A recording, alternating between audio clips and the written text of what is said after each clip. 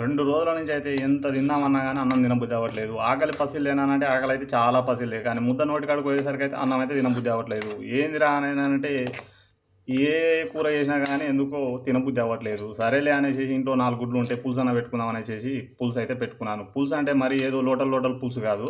ఇలా చిక్కగానైతే పెట్టుకున్నాను.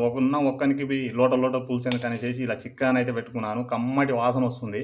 మా అమ్మ అయితే అప్పుడప్పుడైతే ఈ విధంగానే చేస్తుంది అనేసేసి నేనైతే చేశాను. హాయ్ ఫ్రెండ్స్, వెల్కమ్ టు నానమ్మ విలేజ్ వంటలు. అందరూ బాగున్నారా? అందరూ బాగుండాలి, అందులో నేను కూడా ఉండాలి. ఈరోజు అయితే మా ఇంట్లో అయితే ఎవ్వరు లేరు. అందుకే నాకు కూడా ఏ కూర ఏ వంటకం చేయాలని అనిపించట్లేదు. మా అమ్మ అయితే ఊరికెళ్ళింది. అందుకనే నేనైతే ఈరోజు అయితే ఒక్కనే కాదనేసేసి 4 గుడ్లు ఉడకబెట్టేసేసి అయితే గుడ్డు పులుసు అయితే చేసుకుంటున్నాను. మరి ముందుగానైతే బాండి బాగా కాగేసేసి ఒక టీ స్పూన్ అయితే ఆయిల్ వేసాను. ఆయిల్ అయితే బాండికి అలా అనేసేసి ఇందులోనే కొంచెం పసుపు వేసేసేసి అలా అనేసేసి నేను ఉడకబెట్టుకున్న 4 గుడ్లకు 4 కార్లు అయితే పెట్టుకొనేసేసి ఈ గుడ్లను అయితే ఇందులో అయితే వేసేస్తున్నాను. ముందుగానైతే ఆయిల్లోనైతే అలా అనేసేయండి ఈ గుడ్లని కొద్దిగా కాస్త 1 నిమిషం పాటు. చూశారు కదా, గుడ్డ అయితే ఇలా ఎర్రగా అవ్వగానే తీసైతే మళ్ళీ బయటికి అయితే పెట్టేసేయండి. ఇదే బాండిలోనే ఇంకో టీ స్పూన్ అయితే ఆయిల్ అయితే వేసేసేసి మంచిగా ఒక టీ స్పూన్ అయితే పోపు గింజలు అయితే వేసేయండి. పోపు గింజలతో పాటు ఒక చిన్న దాల్చిన చెక్క అయితే వేసేయండి. వేసేసి అలా ఒకసారి కలిపేసేయండి. పోపు గింజలు అయితే కాస్త వేగగానే ఇందులోనే కరివేపాకు అయితే వేసేయండి. ఒక 2 రెబ్బల కరివేపాకు అయితే కాస్త వేగగానే ఇందులోనే ఒక 2 పచ్చిమిరపకాయలు అయితే మధ్యలో కట్ చేసి వేసేయండి. అలాగే ఒక మీడియం సైజ్ ఉల్లిపాయని సన్నగా కట్ చేసి అయితే వేసేయండి, చిన్న ముక్కల్లాగా వేసేసి ఇప్పుడు వీటిని అయితే బాగానైతే ఫ్రై అయితే చేసుకోండి.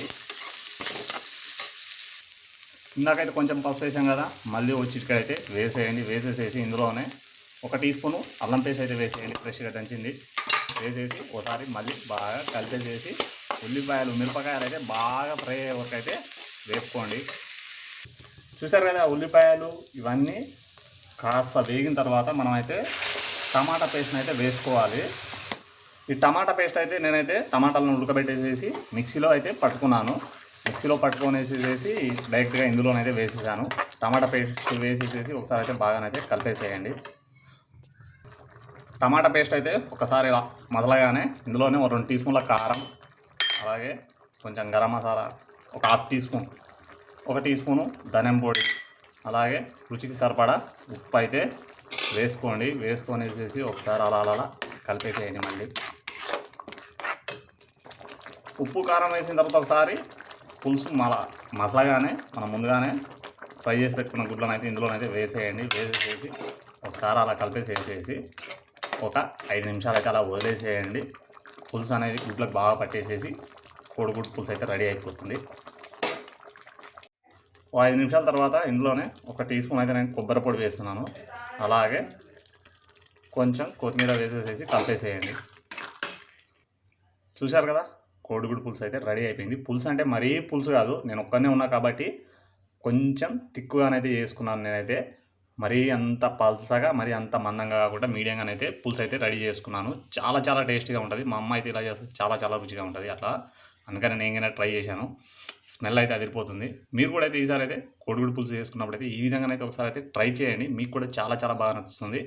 మరి ఈ కోడిగుడ్డు పులుసు రెసిపీ మీకు ఎలా అనిపించిందో వీడియోకి అయితే కామెంట్ చేయండి, లైక్ చేయండి. మరెన్నో రుచికరమైన వంటల కోసం నా ఛానల్ని అయితే సబ్స్క్రైబ్ అయితే చేసుకోండి.